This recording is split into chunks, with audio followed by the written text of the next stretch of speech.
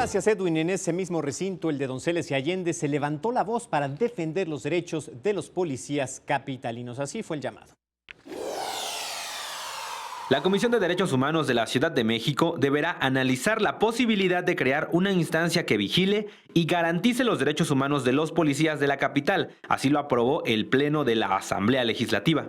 Debido a los actos de violencia contra los elementos policíacos que se han presentado constantemente, se considera necesaria la incorporación de una visitaduría especial que conozca de las violaciones a los derechos humanos de las y los policías. La diputada Rebeca Peralta dijo que las agresiones a los policías son más comunes de lo que se cree. Detalló que según cifras de la Secretaría de Seguridad Pública Local, de enero a mayo de este año se han contabilizado 201 elementos agredidos por terceras personas. De estos, 74 fueron lesionados por hechos relacionados con tránsito y vialidad. Agregó que los elementos policíacos muchas veces violan los derechos humanos de los ciudadanos, pero también se debe reconocer que la situación ocurre a la inversa. Por ello pidió respeto a los uniformados capitalinos.